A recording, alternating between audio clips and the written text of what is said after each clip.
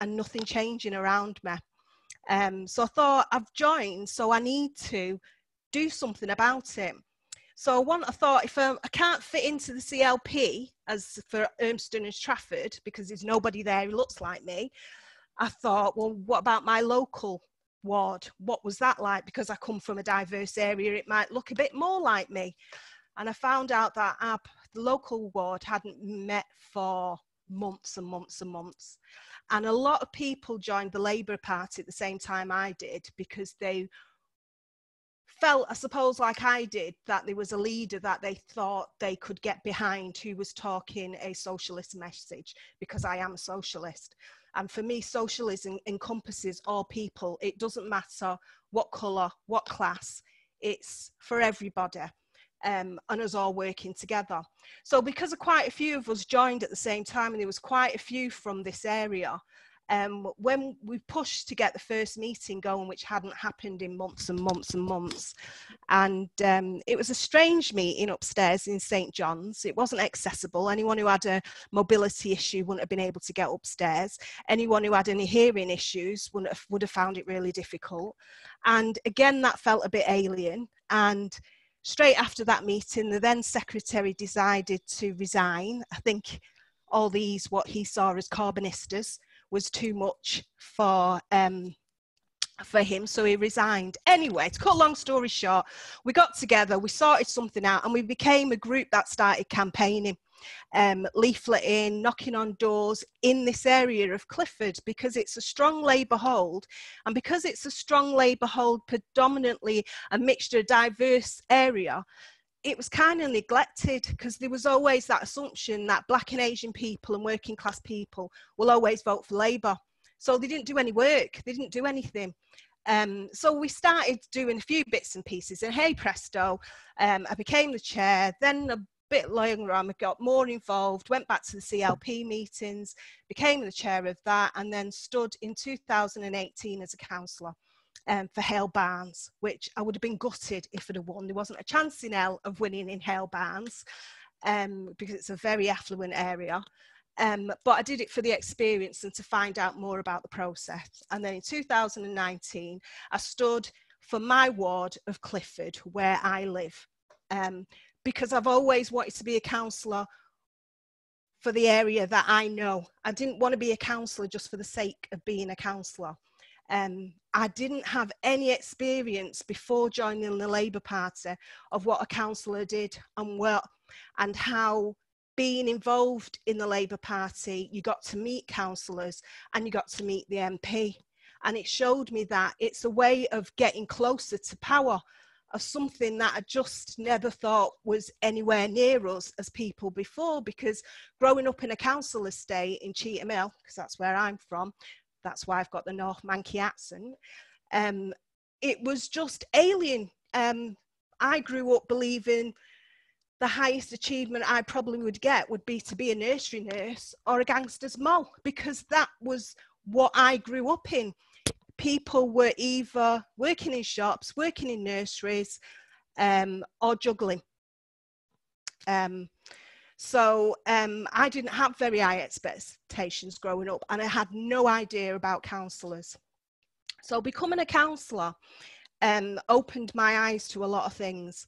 On the night of the election was when I first realised that if elected, I would be the first Black woman to be a councillor in Trafford, which I thought was absolutely shocking for 2019 in Greater Manchester. Whit Stennett had been a councillor as a Black man since 1993, I think it was, but there'd never been a woman, which really knocked me for six. And then my first council meeting where we were voting, I was surprised to find what I thought would be democratic was to find that actually when you sit as a councillor, you're in your parties and you're whipped to vote one way or the other for whatever the decision is. And I remember thinking, this is not what I thought democracy was. So I was a bit hurt and gutted and felt I'd been conned, really. And maybe people think, well, you're a bit naive, you should have realised that before going into the role. But I didn't, because I really felt that as a councillor, you're there to represent the people of your ward and vote in the way that your conscience voted with what the people wanted. But actually it isn't, because on my first meeting, when I asked, right, what can I just vote I want for any of these? And I was told categorically no, that if there was something you objected to, you talked to the whip and you were allowed to abstain. But if you voted against something, I think you had 2 strikes, but if it was a budget, you had 1. And the whip could be withdrawn. So that was a bit disappointing. That's the negative. The positives are, as a councillor, you do get to hear, I mean, don't get me wrong, there is a lot about bins and potholes. It does feel mainly like that. But there are other issues that do come, and you do feel like you can try and help people. Not always so easy, because in the council, you've got to remember Trafford was a Tory-led council up until 2000. And we had 1 seat over in 2018, and 2019 it became a Labour-controlled council. And before that, we'd had, I think it was 15 years, maybe more, of Tory rule. So the way the council worked was it just felt oppositional. The way the offices were, they didn't feel like they could make decisions. They had to go, just felt very political. Things are getting better now. But as a Black person, what I think the difference in, and why it's really important that more Black people get involved in local issues, in activism, and becoming a councillor, is it does give you a foot in the door so that people can hear your voice.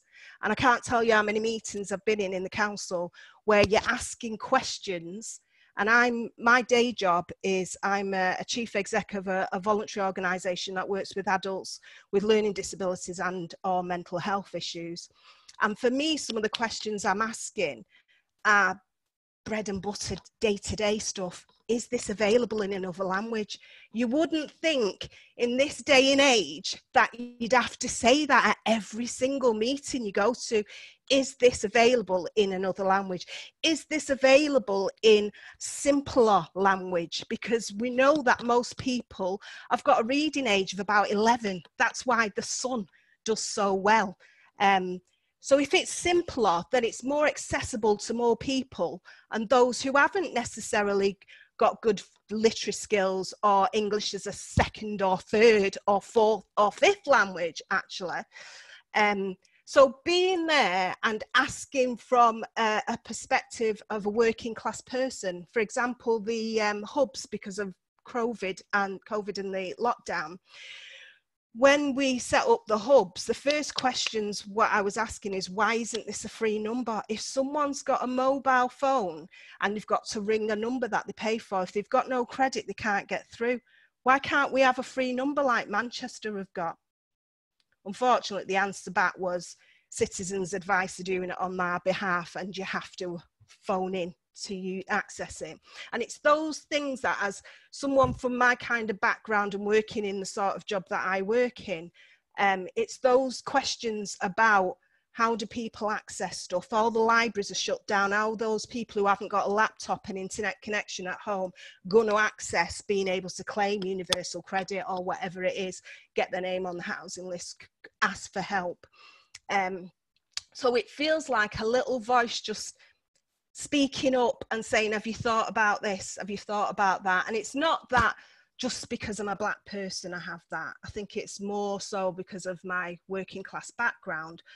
I think maybe the benefit of being Black, and particularly with the Black Lives Matter thing, for example, with the thing with George Floyd, I got in touch with, because I'm a councillor, the leader of the party and the rest of the councillors, and said, can we mark in some way, show some solidarity with what's going on with Black Lives Matters?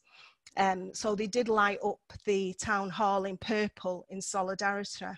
And I'm not sure that would have happened if I hadn't have raised my voice. Maybe somebody else might have done, I don't know. So for me, politics is about trying to get as many people involved and realise what their worth is and not think it's not for you. It's that thing, if not me, then who? Because if we don't get up there and say something, all decisions get made for us. And it's usually the same voices. It's a bit like in the council. I have repeat people who get back in touch with me about the bins or the roads.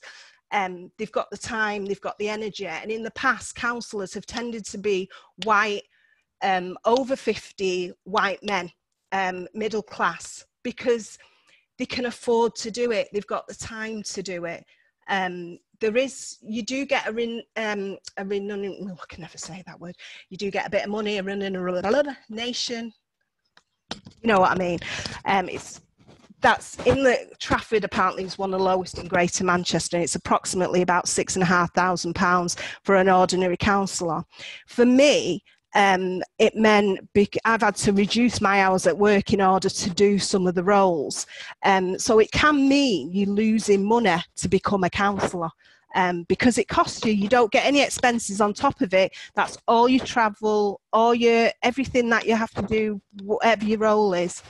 But it's worth it because you don't come in it for the money. You come in it, well, I didn't. I came in it because I wanted to represent this area where I live, because I felt it was being left out.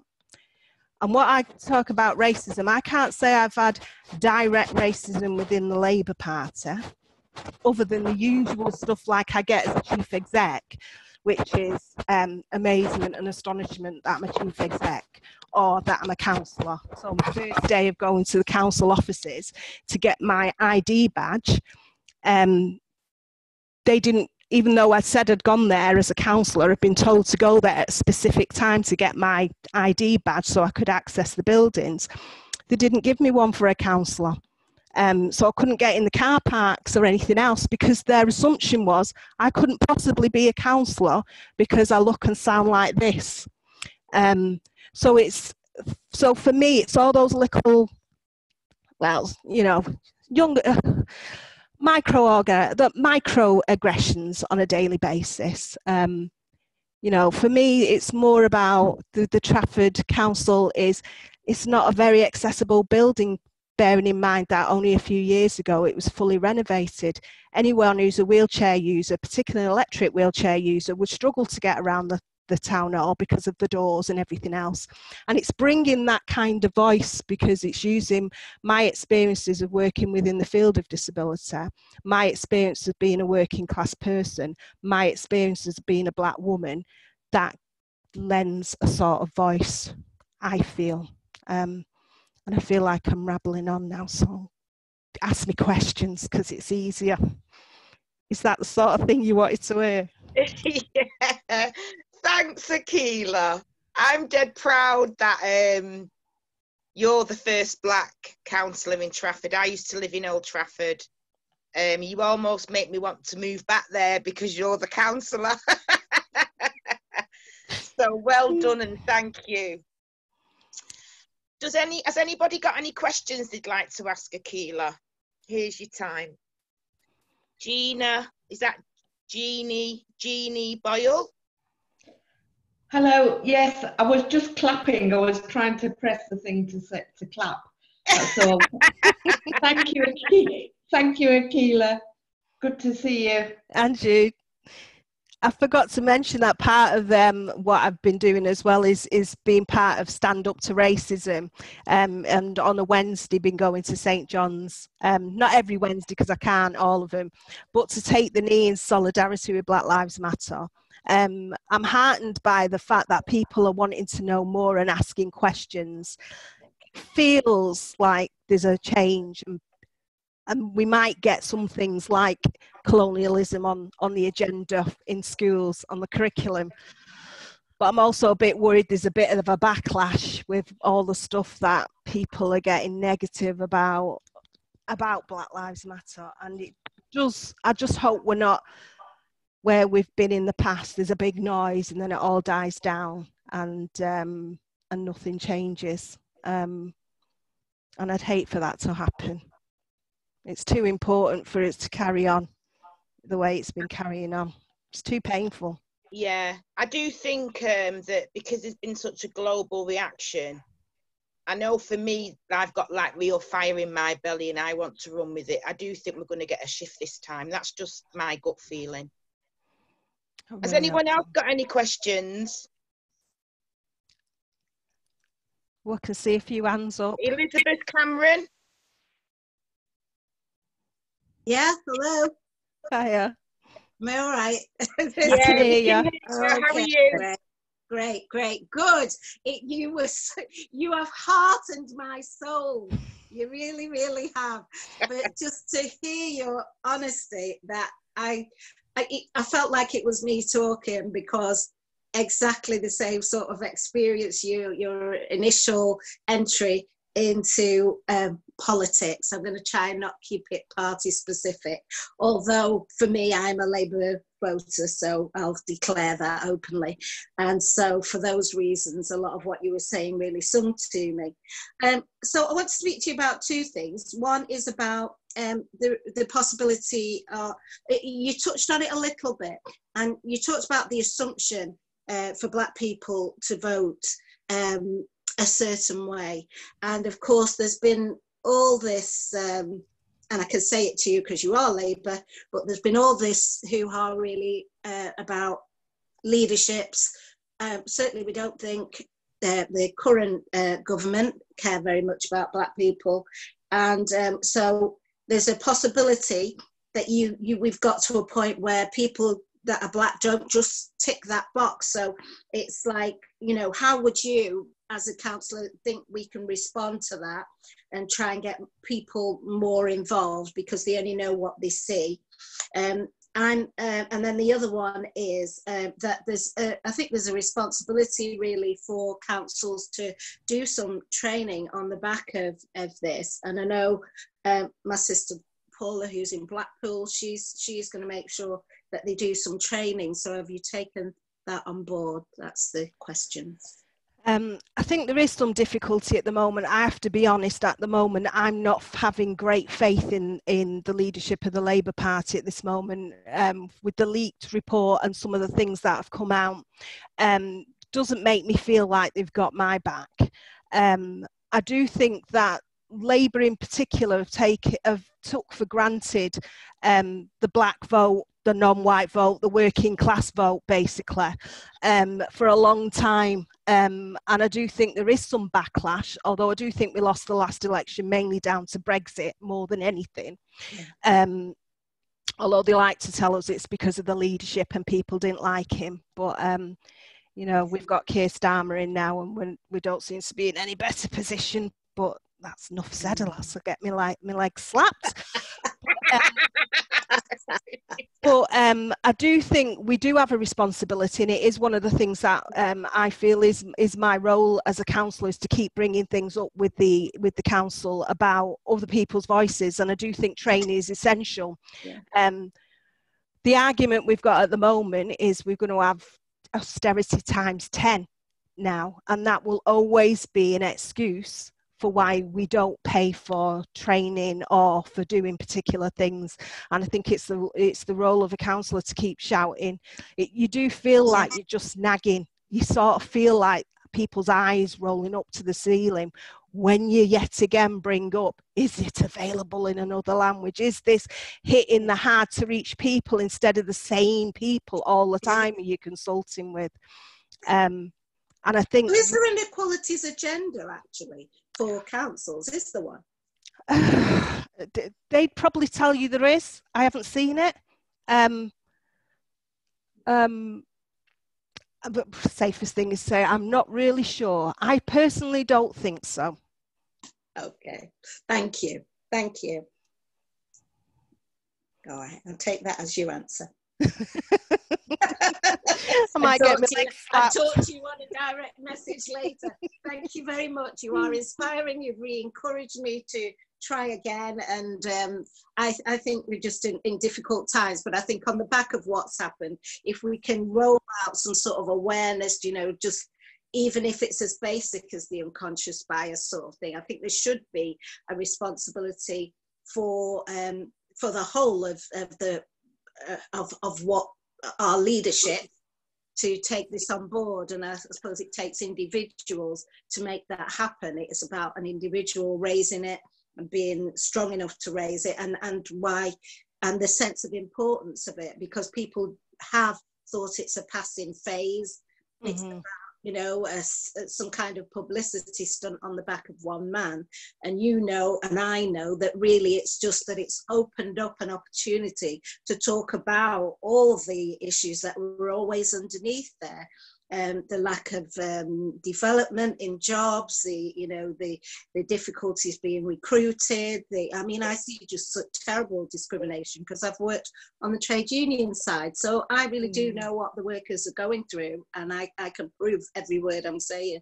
So it does need us to take a grip of this actual situation to do something about it politically, I think. And it's just is there any directive to do that, or is there a chance that people are going to get away sort of with this and not do a thing? I think that I know that there's lots of activists. I'm on different groups that are, some are black councillors, BME councillors, who are all trying to push the same sort, asking the same sort of questions of the council. And that's how we got the situation where the councillors were taking the knee and being in solidarity. Otherwise, I don't think they would have been. And it's important that we all keep talking and sharing ideas, trying to bring people in. What I want more than anything is for there to be more Black and Asian women coming through as councillors in Old Trafford. I don't want to be the first and last Black woman to be a councillor in Old Trafford. If that happens, then I haven't been doing my job, basically. I can... We can see Bethan Galliers. Would you like to chip in, Bethan? You might have to unmute yourself. Yeah. Hi. Also, I can only see Jade now. Akilah, hi. I totally get what you're saying about the Labour Party branch. You know, the sort of ward meetings and things, because I found them quite, archaic, shall we say? But that's for another day. I think one of the things you said, I think, you know, the fact that you go into a meeting and there's nobody that looks like you there. And I think it's so important, particularly for younger people coming up, that they see more and more people who look like them. You know, it's like, you can do this, you can do that. But then, you know, I also feel, you know, somebody like David Lammy, who just is, I cannot believe the abuse that he gets and the harassment that he gets, which is absolutely foul. All the time, and for him to stay and stick with it all, I just think he's flipping amazing to do that. But you know, he shouldn't have to do that. He should have white MPs standing next to him and saying this is not acceptable. You know, that should not just be left for him to have to deal with that. Sorry. The other thing I was going to say about, you know, going to places where people, you know, will look like you or have the same viewpoint. Have you ever been to the Labour Party conference? Was that any different experience to the ward type approach? I went to conference. Oh, when did I go to conference? Which one? I went to regional conference. I've not been to the national one. In the northwest, and you know, nothing set me on fire. It was a bit drab, and again, it was Blackpool, and I went to the Blackpool one and one in, I can't remember, Southport, I think the last one was. And it just didn't like me. It didn't like my fire, let's just put it that way. There was nothing overt, nothing that made me feel this isn't for me. I don't know what it'd be like this year if I went to the national conference, if they started doing like they did when David Miliband was, and they started doing those immigration mugs. I think that I'd feel that, but it's hard. It doesn't feel particularly welcoming. There was more faces like mine than there is CLP, but it feels very union. It's a bit like a secret club, and you've got to know the language, and with the voting and everything else, and it isn't. It's not embracing. And since I've become the chair of the CLP, as much as I want to make it less away from the second that motion and point of order and all that rubbish that rubbish, all that tradition that Yeah. makes it feel alien to most people. It's really difficult to try and break away from it, because I'm seen as a bit of a chaotic chair because I don't do the point of order, and I don't take questions in threes, because I think it's a way of someone getting out of doing the answer, because when you do it in threes, they only answer the bits that they want to, whereas I like people doing one question at a time so that they get the full answer. So it's trying to change things. So although I am the chair, I'm not an idiot. I know why I'm the chair. I'm the acceptable face. It would be good to have a black chair in the CLP. So that's why nobody stood and opposed me. I'm not daft. I know how it is. And the reason I became a councillor, if I hadn't have had someone say, who happens to be the leader of the Labour group, have you thought of being a councillor? I wouldn't have thought of being a councillor. And it's only because of that tap on the shoulder, and I think we need to do more of that, particularly women and black people. We need someone to say, you can do this, you'd be good at this, instead of thinking it's something magical and only certain people can do. Anybody can do it, really. Excuse me. No, thank you. I totally agree. Thank you.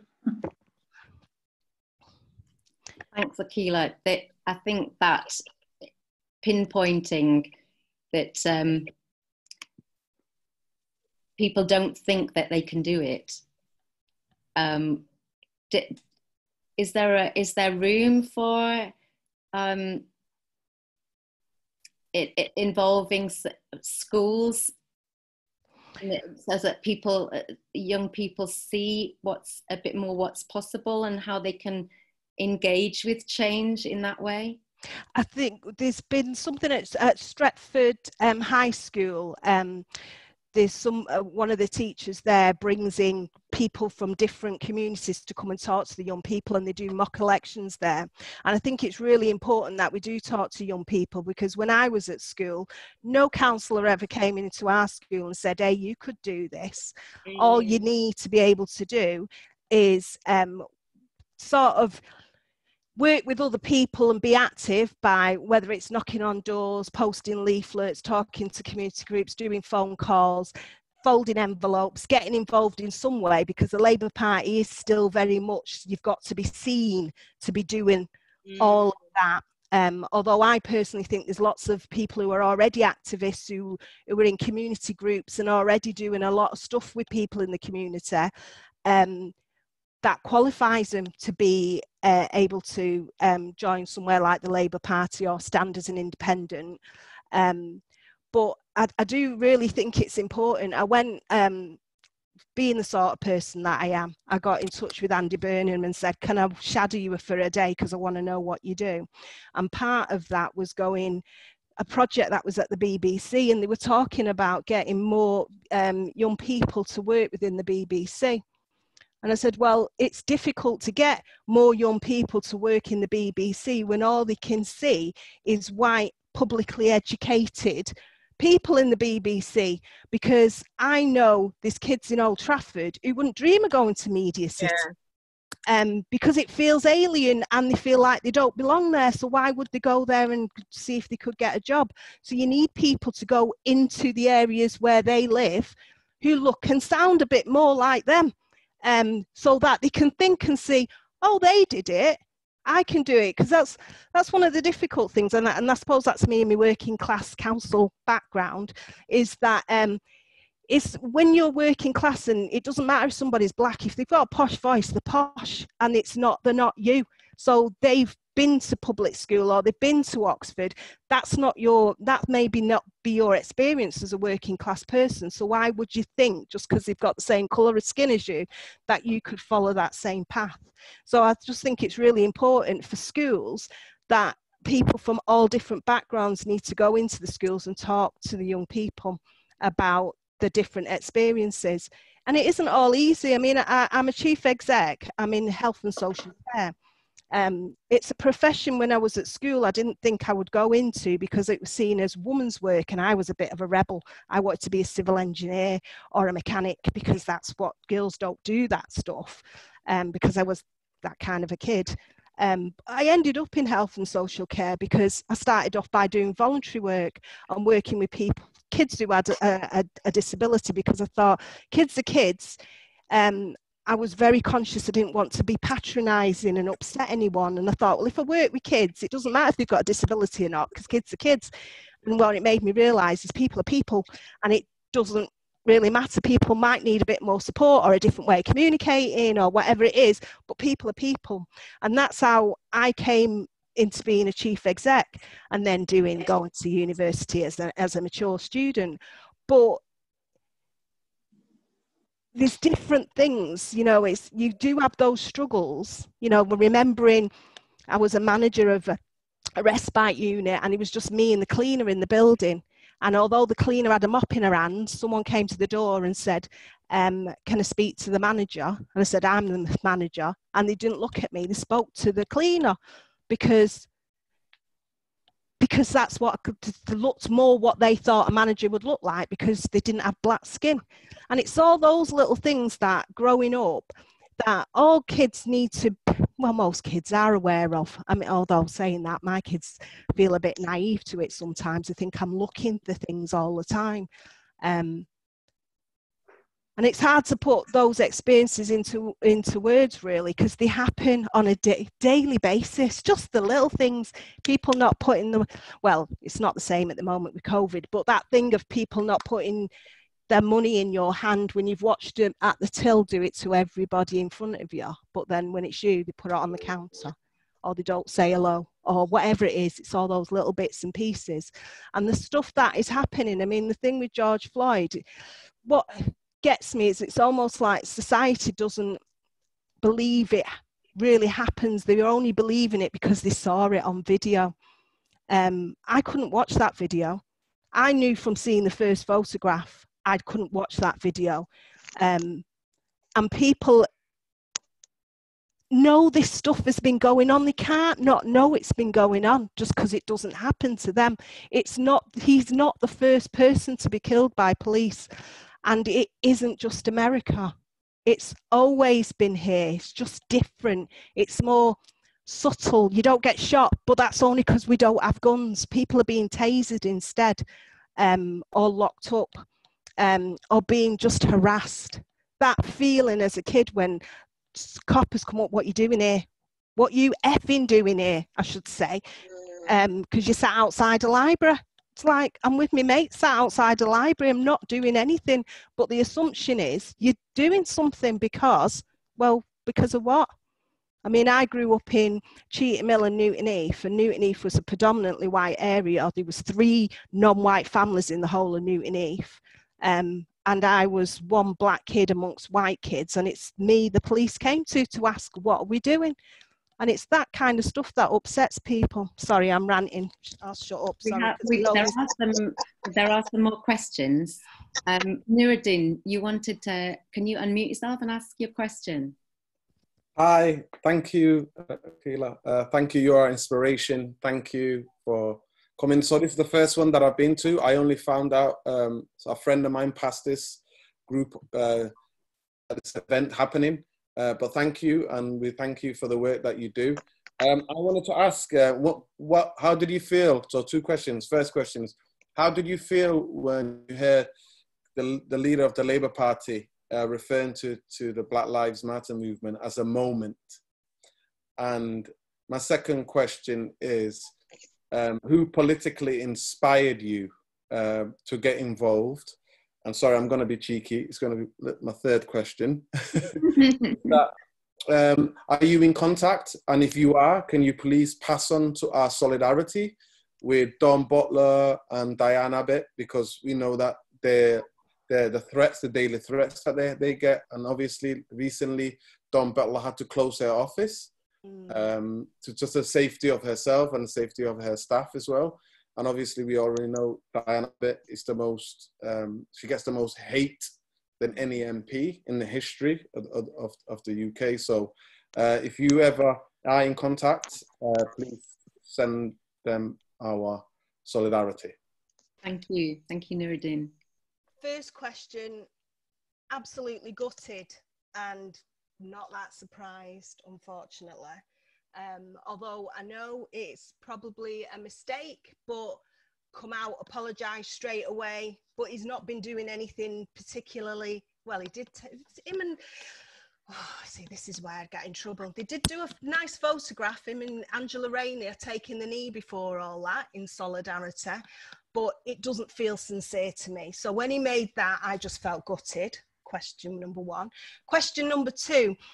My personal heroes of one of my number one heroes is Malcolm X, actually, because although he was strong, and there's things that he said that he regretted, he reflected as he got older and changed his mind about things and about working with more people and more diverse people. So he's always been a hero for me.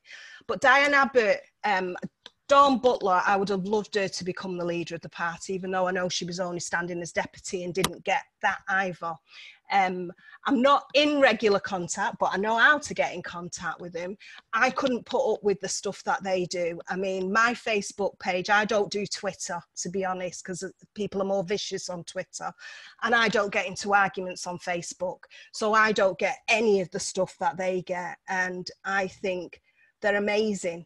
But what's happened with Dawn recently, it feels to me, where's the leadership's voice in supporting her with what's going on?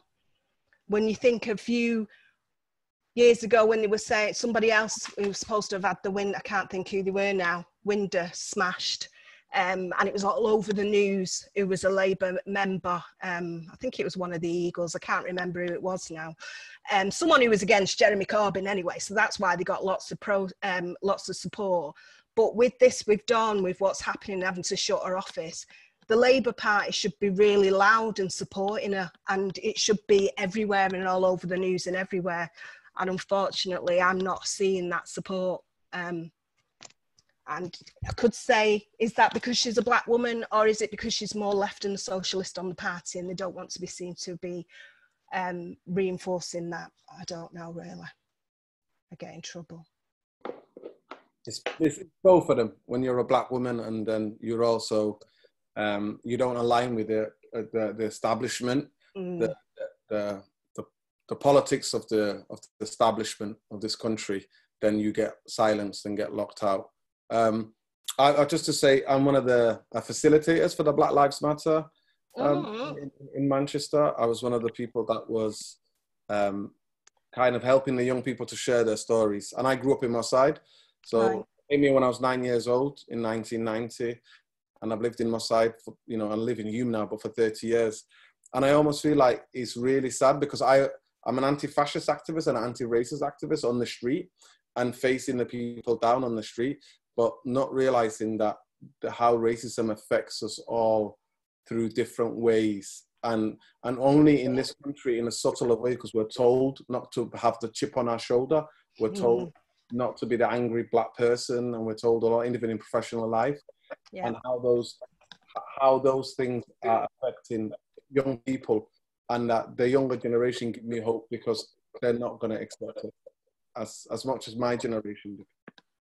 Or as much as mine, because mine's a much older generation, and it is, you just want to keep the peace and keep quiet and don't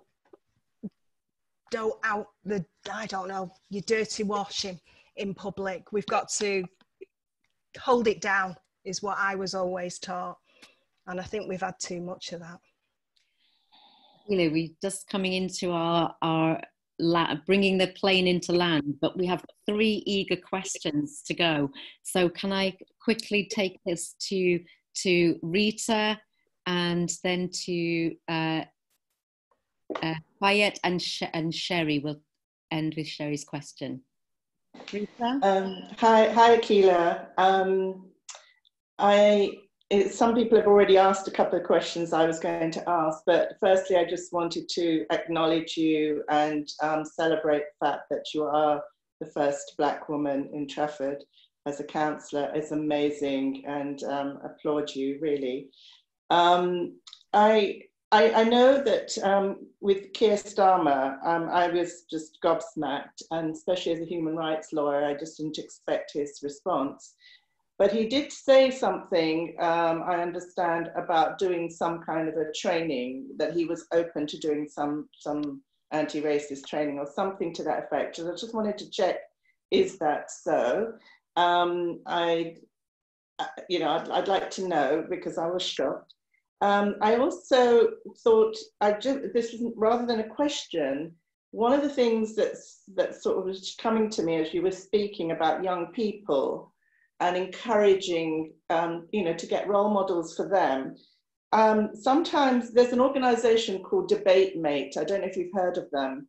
They go into schools and all kinds of places and create debates, but young people, helping young people to create debates, and they could be really focused around political issues, and I think that sort of thing might be a really great way to inspire and get some energy moving for young people to want to come into politics and to make a change, because I really believe that we're at a pivotal place and point in history here, and the young people are engaging and they want to know, and they're really getting involved.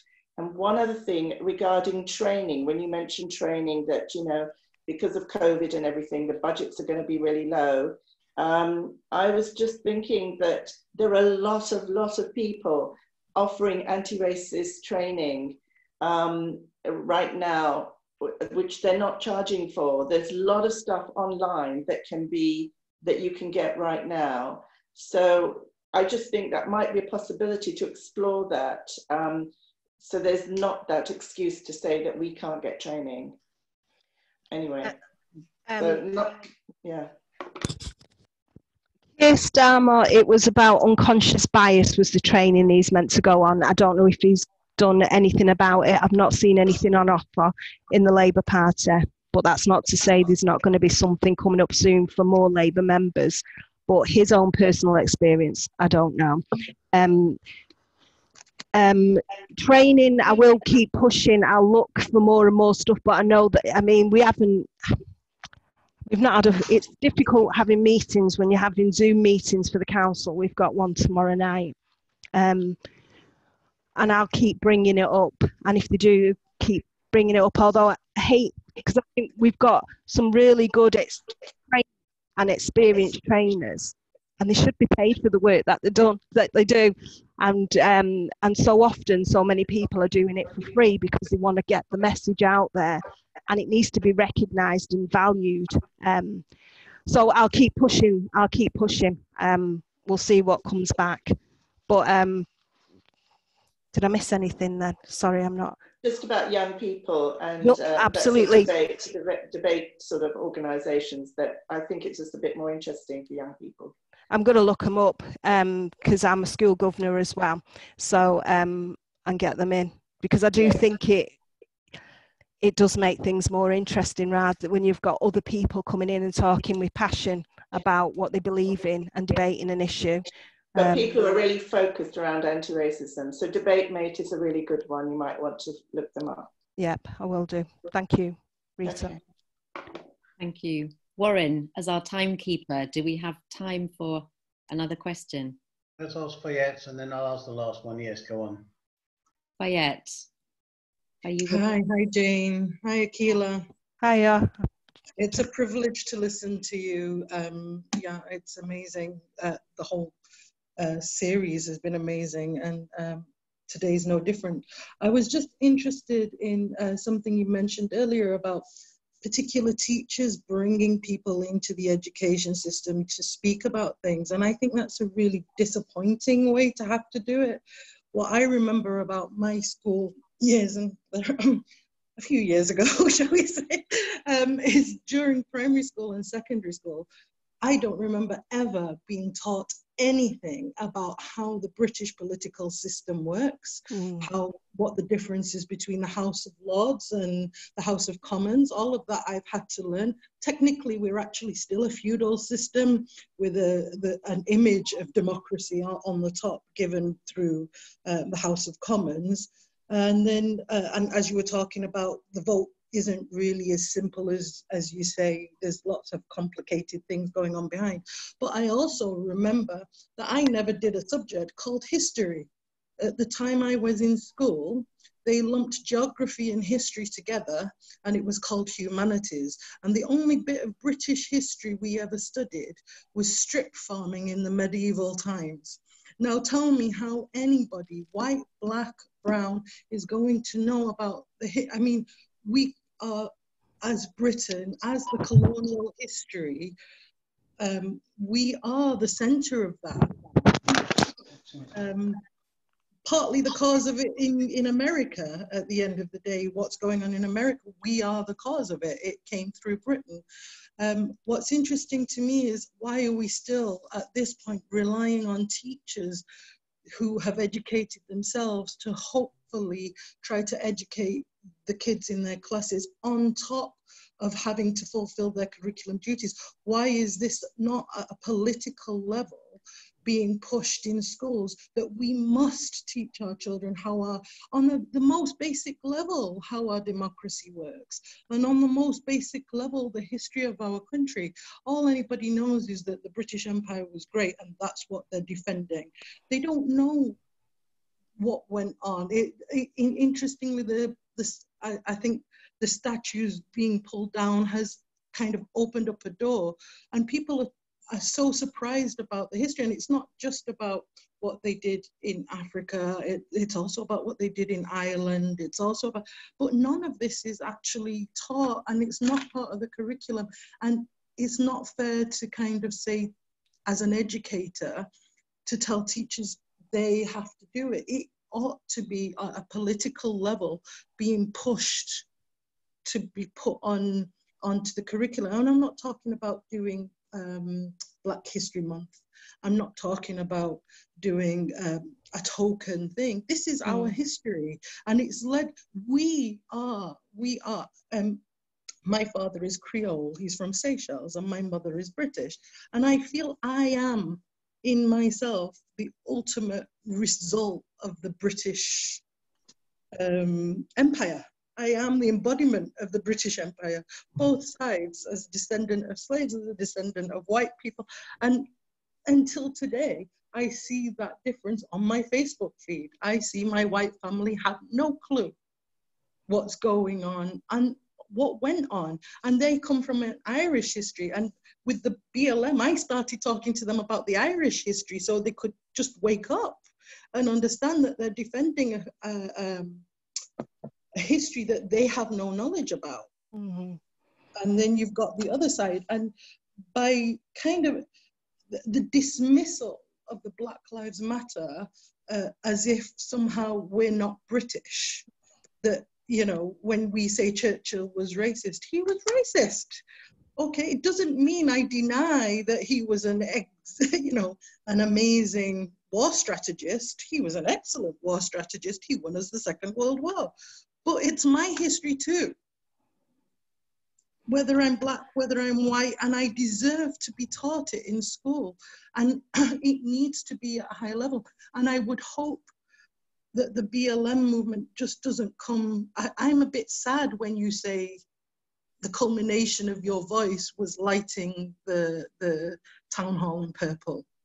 I don't think that's going to go down history as a change maker.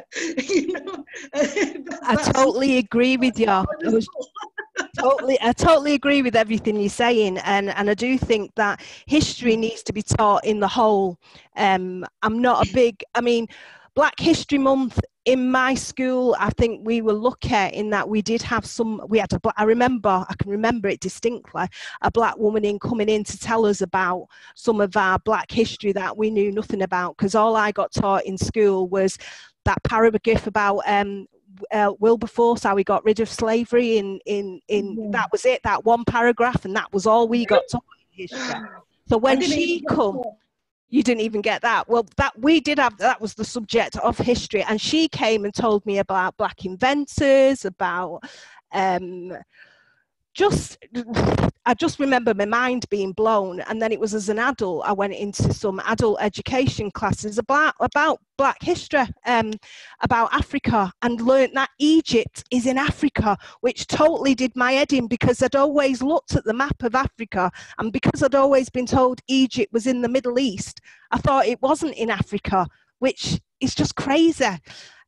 So I think it really does need to be pushed at all levels and not just be teachers, but I think in school it needs to be part of the everyday curriculum and not Black history. It just needs to be history included. But as they say, history is taught by those who won, and it's their version.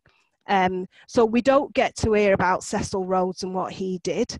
You know, that he got sent to South Africa when he was younger because of his health, and his dad wanted him to create something and do well, and he created the railways, and then the rest is history. And you know, you're a Rhodes Scholar, then you have the high status, but they don't go on about all the negatives that come with it. And it's not just about getting rid of statues, because although I don't think statues tell history, I don't think people learn history through statues, but people should know the true history. And like you say, Churchill was a bigot. He was a terrible, but he was a good strategist. Yeah, he was good at winning wars. And what's coming across from what you're saying, Akilah, is that we all need to be on an ongoing learning journey. This is not about forcing more into a tight curriculum in a way.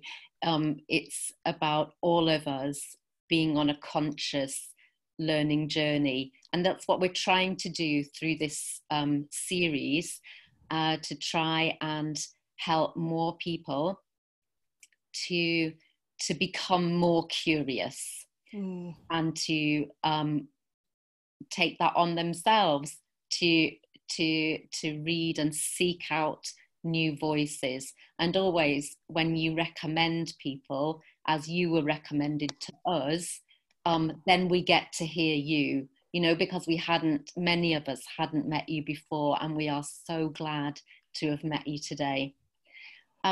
Warren, I think you have one more question up your sleeve. Can you just ask that? Yeah, the question I was asked to ask was that, can you explain the difference between a councillor and an MP, and the types of issues which one would focus on more, or if we have a question or an issue, who should we go to first, sort of thing? A councillor tends to deal with more local issues, so it will be things like the bins and the roads, and if there's a planning permission, there's some issue in that small ward.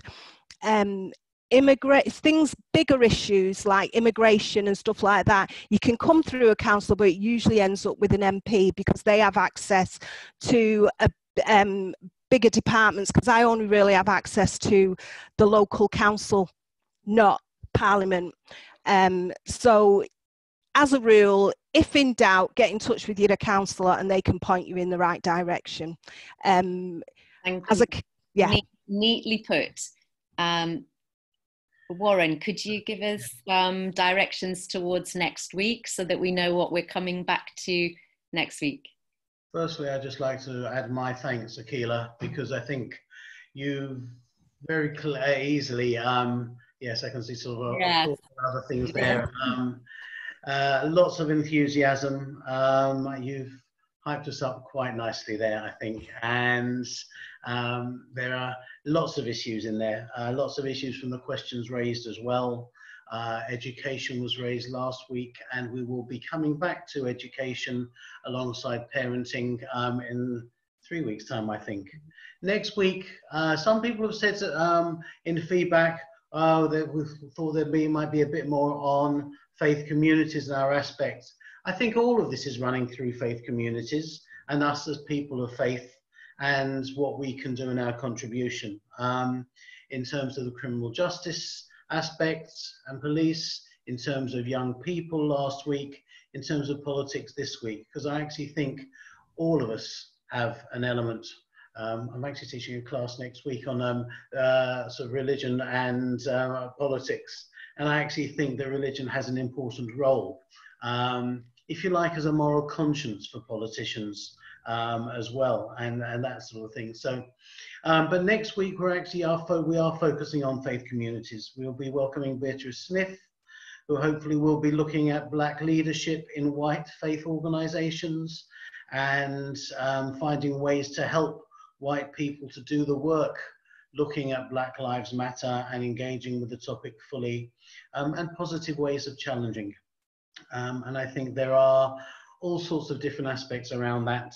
And we will then be looking at health and parenting and education and sports.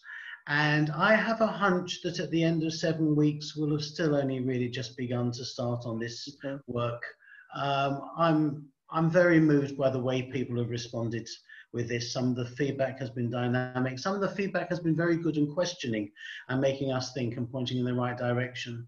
And I am under no illusion that with 70 odd people who have signed up to this and over 40 engaging each week, we are, I think, on a roll. And we're very keen to involve as many of you who want to be involved in this work on an ongoing basis. So whether it is creating our human path, looking towards a major conference, looking at making major things happen, very clearly Black Lives Matter, as do all our lives, and we all have a responsibility to emphasize that Black Lives Matter.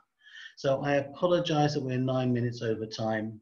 I actually think that it's probably well worth going 9 minutes over time, even though some people have had to leave for other meetings, and I've got something coming up, and I'm sure most of us have. But thank you, Akilah, so much for being with us tonight and inspiring us. Thanks for inviting me. Oh, Laura. Laura. Welcome. Thank you for all Thanks, the questions. Malika. Thank you for all the people in the background and the support. Thank you for Malika and Jane helping with steer us in this direction. This is, I think, quite exciting and very, very. Thank you all. God bless. Have a great. Take care. Peace be with you. Thank you. Thank you. Thank you. Bye. Bye-bye. And if anyone needs to get hold of me, I'm on the website akilah.akinola.trafford.gov.uk. If anyone needs any support or point in the right direction to your counsellor or anything else, I'm happy to help anyway. Brilliant. You're a superstar. Thank you. Thank you. Smashing. All right, thank Sorry you. you said that now, Akilah. I'll be ringing and texting you. You can find all my details on the website. It should be, should be you next, Reverend Malika. Yes. Yes. Thank Right. you. Take Bye. care. Yeah. See you next week. Bye-bye. Yeah. Thank you. Bye. Bye. Bye, Laura. Bye, Gilchrist family. Bye, Bob. Bye, Rose. Bye, Bob. Bye, Bob. Hi, Rose. Sorry to get your question. And bye, Janie. Bye. And Malika's gone too. Bye, Kathy. I think that went well. Yes, excellent. Despite Well, yes, despite we froze you out. I'm not sure what happened there. So, I don't know. Okay. thank you. Take Bye care. for now. And, Bye. we'll arrange another meeting, the three of us. Yeah? Yes, let's do that. Terrific. God bless.